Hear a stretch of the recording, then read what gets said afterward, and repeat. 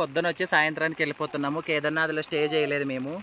So దేవుడి దయవల్ల తొందరగా అయిపోయింది. కిందకి అయితే ఫుల్ వర్షం వస్తుంది. జై శ్రీకాల్, హర హర మహాదేవ్, శంకర. జై కేదార్.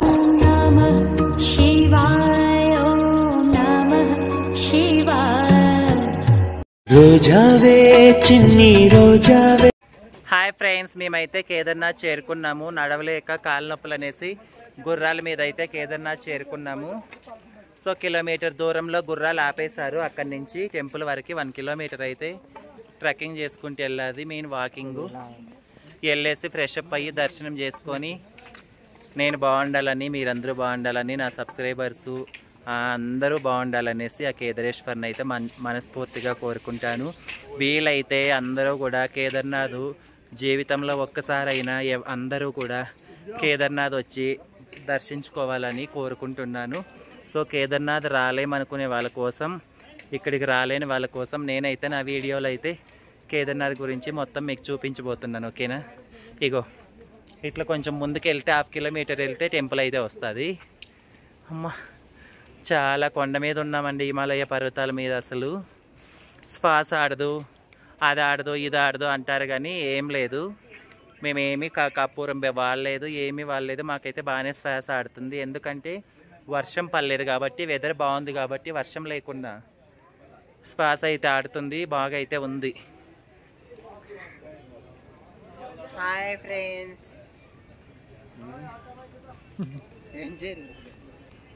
కేదార్నాథ్ దగ్గరికి అయితే వచ్చాం. మొత్తానికి నా కళ కేదార్నాథ్ యాత్ర కూడా చెయ్యాలి అని అనుకున్నాను. సో అదైతే ఈరోజుతో నెరవేరింది. నాకైతే చాలా చాలా హ్యాపీగా ఉంది. ఆ శివయ్య దయ వల్ల, కేదారేశ్వర దయ వల్ల నేనైతే కేదార్నాథ్ చేరుకున్నాను. కిలోమీటరే ఉంది ఫ్రెండ్స్ కేదార్నాథ్ మందిరం అయితే. ఇగోండి పిట్టు, బుట్ట, బాస్కెట్, గుర్రాలు దింపే దగ్గర నుంచి మందిరం కాడికి తీసుకెళ్తారంట. 500 అడుగుతున్నారు. నడుచుకొని వెళ్తున్నాం.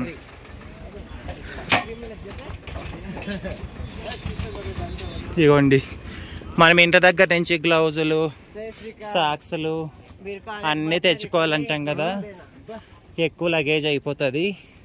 ఇక్కడ కూడా మనకు అన్నీ దొరుకుతాయి, ఏం భయపడాల్సిన అవసరం లేదు. వాతావరణం కన్నా బాగుంటే ఇక్కడ మనకు అన్నీ అవైలబుల్లోనే ఉంటాయి. కొండ ఎక్కేటప్పటి నుంచి రెయిన్ కోట్, గీన్ కోట్ మొత్తం ఇన్నే దొరుకుతాయి, భయం లేదు. ఇగోండి పిట్టు ఒక్కొక్కటి మోసుకెళ్తారంట. కిలోమీటర్కి 500 అంట, చాలా ఎక్కువ రేటు. ఇగో ఫ్రీగా దింపమంటుంది. చూసారా, వీళ్ళు 4 మెంబర్స్ కలిసి పల్లకి మీద కింద నుంచి గౌరీకొండ నుంచి కేదార్నాథ్ వరకు తీసుకువస్తున్నారు. దేవుడా, ఒక మనిషి నార్మల్గా నడవడమే ఎంత కష్టం అనిపిస్తుంది. అలాంటిది పల్లకిలో ఒక మనిషిని కూర్చోబెట్టుకొని 4 మనుషులు కలిసి 16 కిలోమీటర్లు ఎత్తుకొని వచ్చారంటే నిజంగా గ్రేట్ అండి. అలా పల్లకిలో మోసేదానికి మినిమం 8,000 నుంచి ఛార్జ్ చేస్తారు. 8,000 నుంచి 10,000, 8,000, 14,000 అలా ఉంటుంది. భారీ మనుషులకైతే కొంచెం ఎక్కువ ఛార్జ్ చేస్తారు, మినిమం 8,000. దర్శనం అయిపోయినట్టుంది. కర్రలు పట్టుకొని దిగాల, స్లిప్ అవ్వకన్నా జారకన్నా ఇలా కర్రలు పట్టుకొని దిగుతారు. మళ్ళీ రిటర్న్ వెళ్ళే వాళ్ళని తీసుకెళ్ళి, అమ్మా ఇదేంది బ్రెడ్ బన్ అంట, అడక్కచ్చుకుంది వెళ్ళి మళ్ళీ రిటర్న్ గుర్రాలు వెళ్తాయి. నడవలేని వాళ్ళు గుర్రం ఎక్కచ్చు, నడిచే వాళ్ళు నడచచ్చు, ఇంకా నడవలేమనుకుంటే పల్లకి ఎక్కచ్చు. మెయిన్ ఏమంటే ఈరోజు వాతావరణం అయితే చాలా బాగుంది, వాన పడట్లేదు.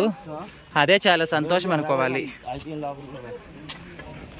ఇక్కడ ఏం ఫుడ్కి ఇబ్బంది పడాల్సిన అవసరం లేదు.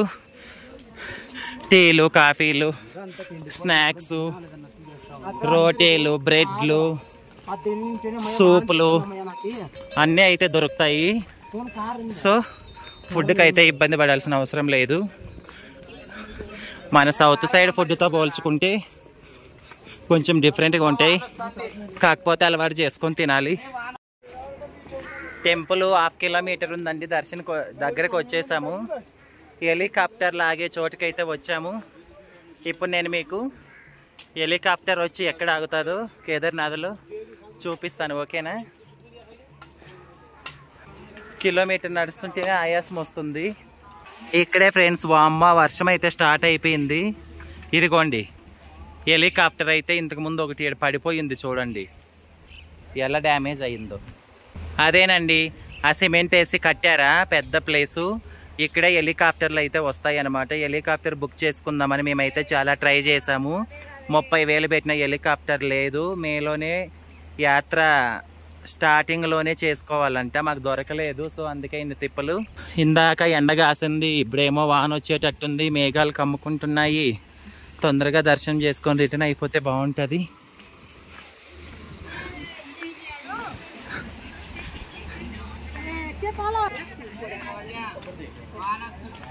ఇందాక వాతావరణం ఎండగాస్తుంది, ఇప్పుడు చూస్తే వర్షం అయితే స్టార్ట్ అయిపోయింది. ఎండగాస్తుంది అనే లోపే చూడండి ఇదంతా వాన, చూడండి ఎలా స్టార్ట్ అయిందో.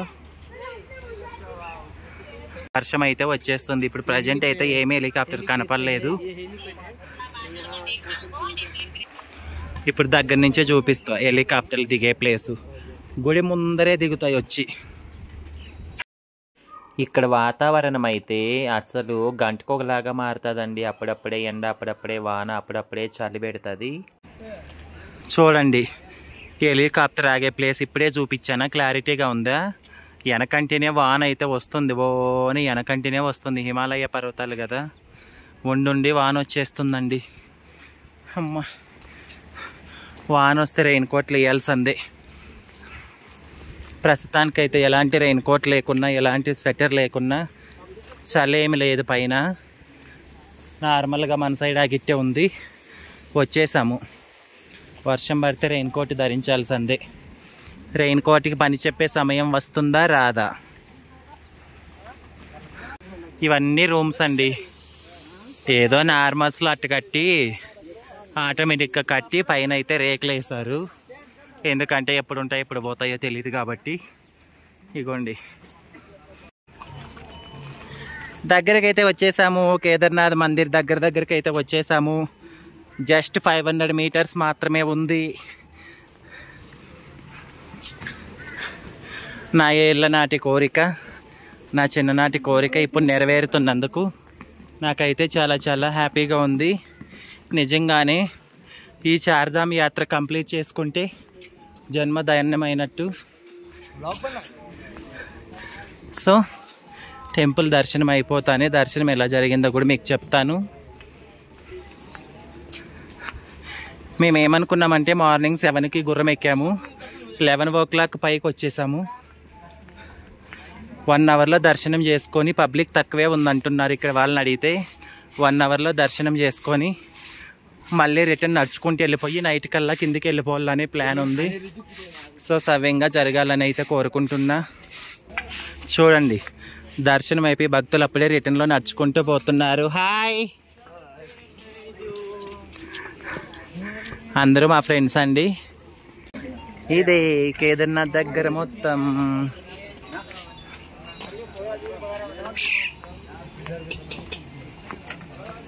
నడుచుకొని రిటర్న్ వెళ్ళిపోతున్నారు దర్శనం చేసుకొని భక్తులు అయితే.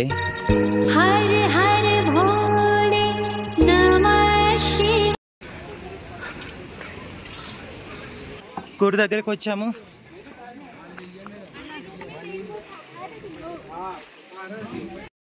ఈ కేదార్నాథ్ దేవాలయం పురాతనమైన పవిత్రమైన పుణ్యక్షేత్రం.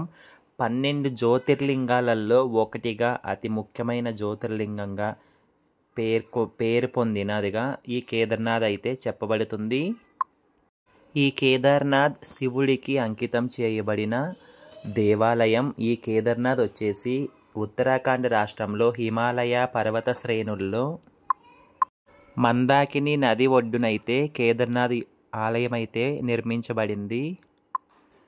చార్ధామ్ యాత్రలలో ఒకటైన కేదార్నాథ్ పాండవులు శివుడిని ప్రసన్నం చేసుకోవడానికి అతని ఆశీర్వాదం పొందడానికి కేదార్నాథ్లో ఆలయం నిర్మించారని, వారికి అనగా ఆ పాండవులకి శివుడు ఎద్దు రూపంలో దర్శనమిచ్చాడనేసి నమ్ముతారు.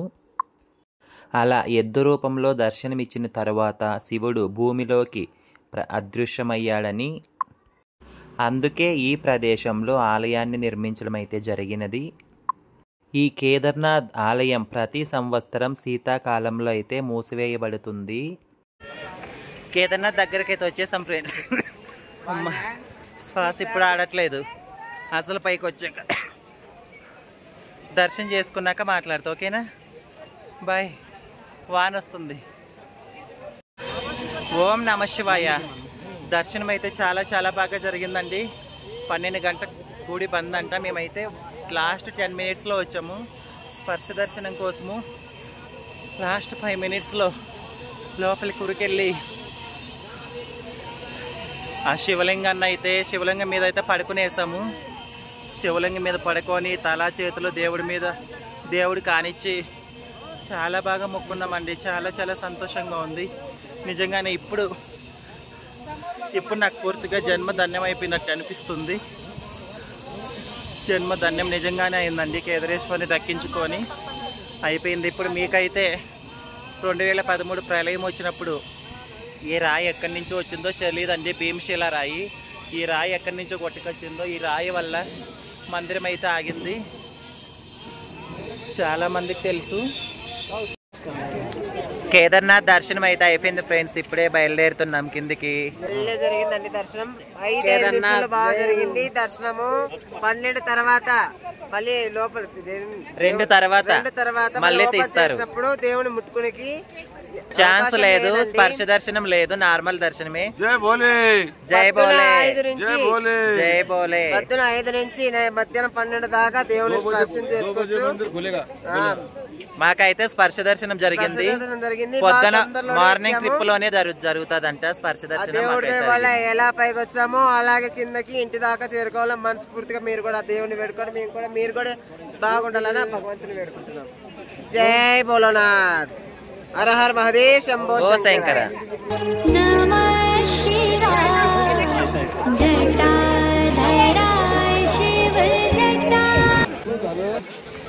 దర్శనం అయిపోయింది. చాలా బాగా దర్శనం జరిగింది. స్పర్శ దర్శనం జరిగింది. నిజంగానే జీవితం ధన్యం అయిపోయిందండి. నేనైతే కల్లో కూడా ఊహించలేదు కేదార్నాథ్కి వచ్చి ఇట్లా దేవుడు దర్శనం చేసుకుంటానని కల్లో కూడా ఊహించలేదు. సో దేవుడి దయ వల్ల, శివయ్య దయ వల్ల, కేదారేశ్వర స్వామి వల్ల కేదార్నాథుడి దర్శనం అయితే చాలా బాగా జరిగింది. సో ఇప్పుడు రిటర్న్ కిందకైతే మళ్ళీ ట్రెక్కింగ్ చేసుకొని వెళ్ళిపోతున్నాం అనమాట. మీరు కూడా అందరూ మొక్కుకోండి దేవుణ్ణి. మీరంతా బాగుండాలని మనస్ఫూర్తిగా కోరుకున్నాను. అందరూ బాగుండాలి, అందులో ఈ రోజే ఉండాలి. నా యూట్యూబ్ ఛానల్ ఇంకా బాగా సక్సెస్ అవ్వాలని, నేను మంచి పొజిషన్కి వెళ్ళాలని ఆ దేవుణ్ణి కోరుకున్నాను. మీరు కూడా మనస్ఫూర్తిగా నాకు బ్లెస్ చేయండి, ఓకేనా? 2013లో ప్రళయం వచ్చినప్పుడు ఈ రాయేనండి గుడిని కాపాడింది. లేకపోతే గుడి ఉండేది కాదు. నిజంగా ఇక్కడ ఎక్కడ చుట్టుపక్కల చూస్తే రాళ్ళు లేవు. ఇగోండి ఇదంతా ధ్వంసం అయిపోయింది. చుట్టుపక్కల ఎక్కడ రాళ్ళు లేవు. ఇంత పెద్ద రాయి ఏ నుంచి వచ్చిందో ఎవరికీ తెలియదు. అదేనండి దేవుడు రాయి అని చెప్తారు. దేవుడే పంపించాడు అనేసి సాక్ష్యం అన్నమాట. సో ఈ రాయి వల్ల అప్పుడు గుడి అయితే ఆగిందండి.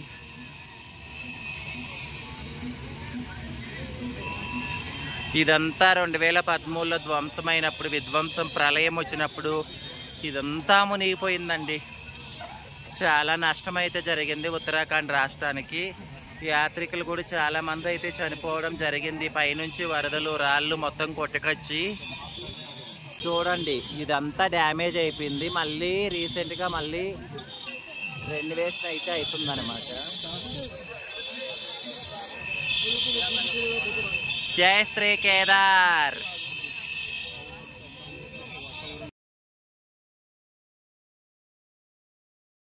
హే బద్రీనాథ్, ఓ బద్రీనాథ్.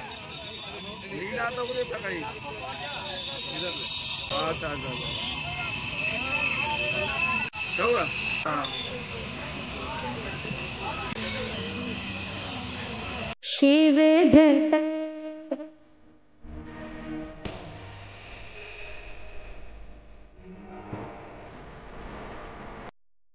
ఈ కేదార్నాథ్ ఆలయం సముద్ర మట్టానికి దాదాపు 11,800 అడుగుల ఎత్తులో ఉంటుందండి. చూస్తే మనకు చాలా చాలా ఎత్తు అసలు. అందుకే అక్కడ ఆక్సిజన్ లెవెల్స్ కూడా తక్కువ ఉంటాయి.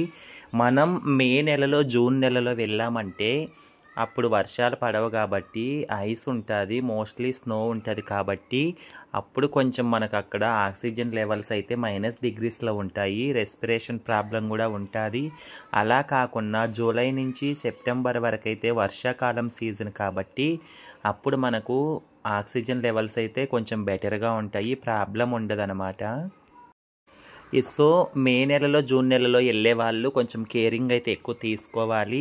లేదు వర్షాకాలం సీజన్లో వెళ్ళే వాళ్ళు కొంచెం రిస్క్ అయినా పర్లేదు అనుకుంటే ఆక్సిజన్ గురించి మనం ఇబ్బంది పడాల్సిన అవసరం అయితే ఉండదు.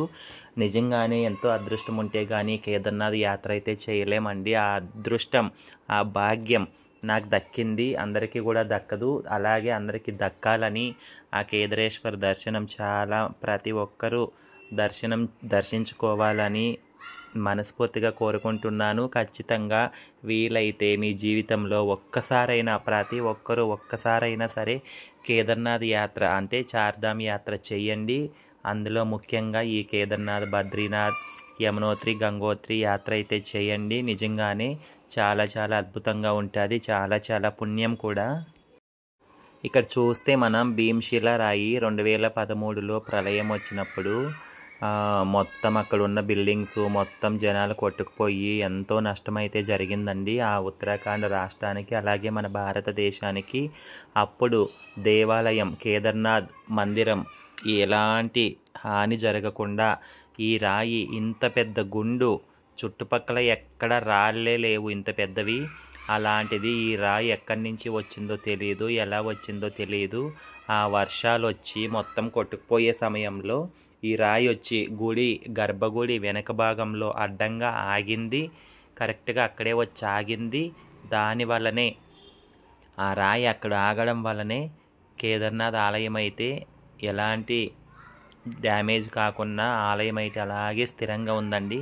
నిజంగానే శివయ్యే రాయి రూపంలో వచ్చి ఆలయానికి ఎలాంటి ముప్పు లేకుండా కాపాడాడనేసి భక్తుల నమ్మకం అండి ఇక్కడ.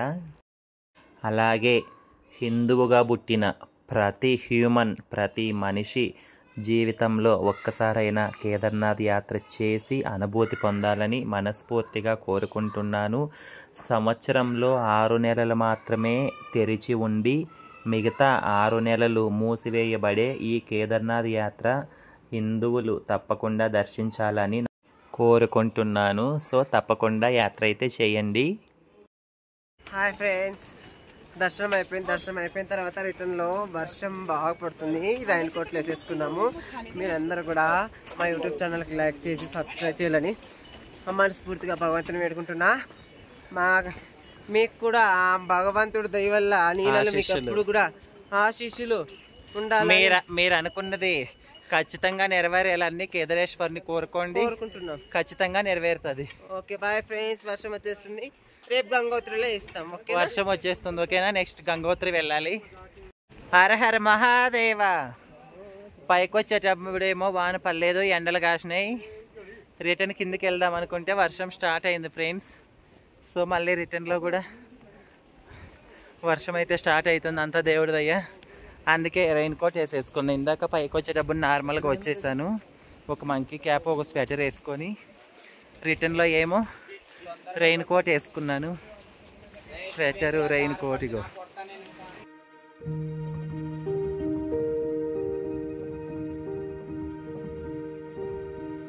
కిందికి వెళ్ళిపోతున్నాము. వాన స్టార్ట్ అయిందనేసి రెయిన్ కోట్ వేసేసుకున్నా. ఓం నమ శివాయ. ఇగోండి పిట్టు అంటే బాస్కెట్ల మీద మోసుకెళ్తున్నారు చూడు. వాళ్ళు ఎక్కడ తెలుసా, గుర్రాలు దింపుతాయి కదా, ఆ నుంచి గుడికాడికే 500, 1000 తీసుకుంటున్నారు. పైకి వచ్చేటప్పుడు అయితే వాన పడలేదు, ఎండ పడింది. ఇప్పుడు మళ్ళీ కిందికి వెళ్ళేటప్పుడు అయితే ఫుల్ వాన పడుతుంది ఫ్రెండ్స్. సో మనమైతే ఏమేమి తెచ్చుకోవాలి, అవైతే రెయిన్ కోట్లు అవి కంపల్సరీ క్యారీ చేసుకుంటే మంచిది. ఎందుకంటే వాతావరణం క్షణక్షణము మారిపోతుంది. గంటకు ఒక రకంగా వాతావరణం అయితే మారిపోతుంది. చాలా చాలా మంచిగా అయితే దర్శనమైంది. కేదార్నాథ్ దర్శనం అయిపోయి బయటకు వచ్చేసరికి ఎండ పోయి వాన స్టార్ట్ అయిందనమాట. సో మీరు ఎవరన్నా వచ్చినా సరే జాగ్రత్తగా ఉండండి, పిల్లల్ని తీసుకోవచ్చు వాళ్ళు. ఇగో అప్పుడేమో బాగా ఉండే థెరపీ ఎండ కాసి ఇప్పుడు చూడండి వాన ఎట్లా కొడుతుందో. ఏమన్నా కనిపిస్తుందా అసలు? ఏమీ కనపడట్లే, ఈ టెంట్లు తప్ప. వాన అట్టుంది మరి. హ్యాపీగా కిందికి వెళ్ళిపోతే చాలు దేవుడి దయ వల్ల సవ్యంగా. హాయ్ గాయ్స్, కేదార్నాథ్ దర్శనం చేసుకొని కిందకైతే మేము ట్రెక్కింగ్ చేస్తున్నాము. ఇగోండి ఫుల్ వాన వస్తుంది.